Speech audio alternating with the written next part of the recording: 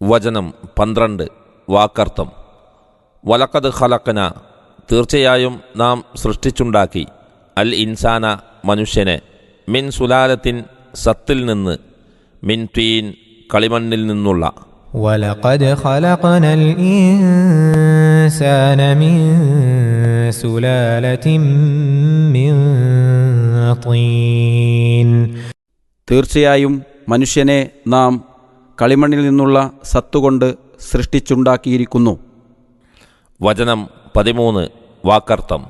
സുമ്മ ജഅൽനാഹു പിന്നെ നാം അവനെ ആക്കി നുതുഫതൻ ശുക്ലബിന്ദു ഇന്ദ്രിയത്തുള്ളി ഫീ ഖറാറിൻ ഒരു ഭവനത്തിൽ താവളത്തിൽ മക്കീൻ ഭദ്രമായ ഉറപ്പുള്ള.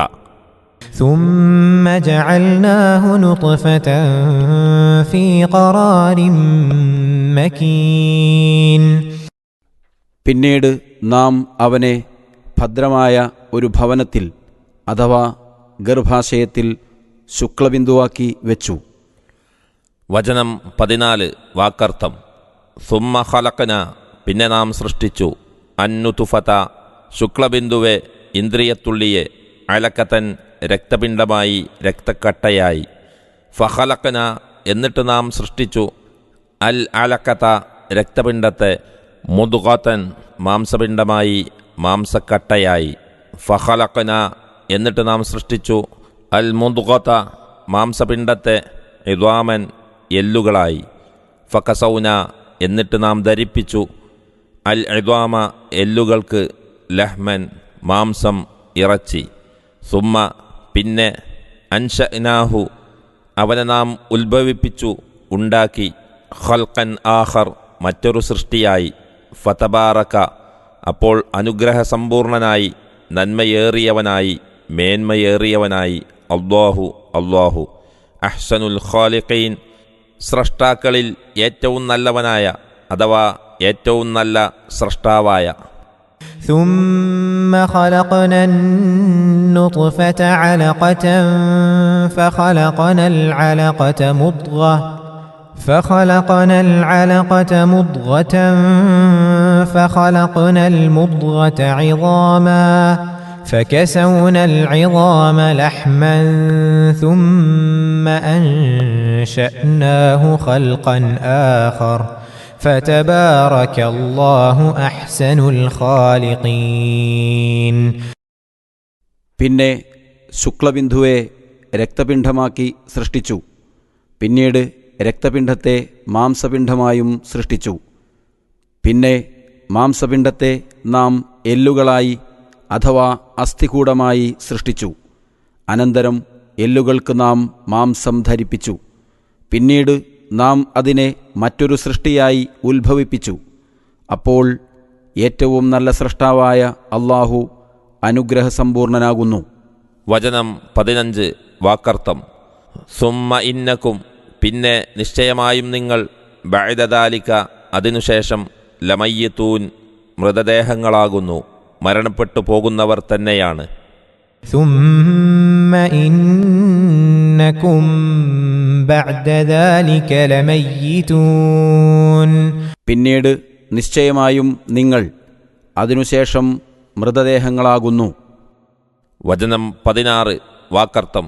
സുമ്മ ഇന്നക്കും പിന്നെ നിശ്ചയമായും നിങ്ങൾ യൗമൽ ഖിയാമത്തി ഖിയാമത്ത് നാളിൽ തുബ്അസൂൻ നിങ്ങൾ എഴുന്നേൽപ്പിക്കപ്പെടുന്നു പുനർജീവിപ്പിക്കപ്പെടുന്നു. ثم إنكم يوم القيامة تبعثون പിന്നെയും ഖിയാമത്ത് നാളിൽ നിശ്ചയമായും നിങ്ങൾ എഴുന്നേൽപ്പിക്കപ്പെടുന്നതാണ്.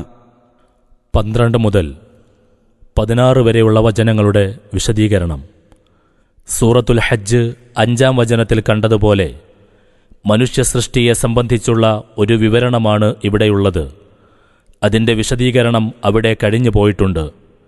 മനുഷ്യ സൃഷ്ടിയുടെ തുടക്കത്തെപ്പറ്റി അവിടെ മണ്ണിൽ നിന്ന് അഥവാ മിൻ തുറാബ് എന്നാണ് പറഞ്ഞത്. ഇവിടെ കളിമണ്ണിൻ്റെ സത്തിൽ നിന്ന് അഥവാ മിൻ സുലാലത്തിൻ മിൻ തീൻ എന്നു പറഞ്ഞിരിക്കുന്നു. മനുഷ്യൻ്റെ ആദ്യ പിതാവായ ആദം അലൈഹിസ്സലാത്തു വസ്സലാം നബിയെ മണ്ണിൽ നിന്നു തന്നെ സൃഷ്ടിച്ചതിനെയാണ് ഇവിടെ ചൂണ്ടിക്കാട്ടുന്നത്. കുഴഞ്ഞ മാവു പോലെയുള്ള കളിമണ്ണിൽ നിന്നുള്ള ഏതോ ഒരു തരം സത്തിൽ നിന്ന് ആദം അലൈഹിസ്സലാത്തു വസ്സലാം സൃഷ്ടിക്കപ്പെട്ടു. ഇതാണ് മനുഷ്യവർഗത്തിൻ്റെ ഉത്ഭവം. പിന്നീട് ഇന്ദ്രിയ ബീജം വഴിയുള്ള മനുഷ്യോൽപാദനം രൂപം കൊള്ളുകയും ജനന പരമ്പര തുടരുകയും ചെയ്തു.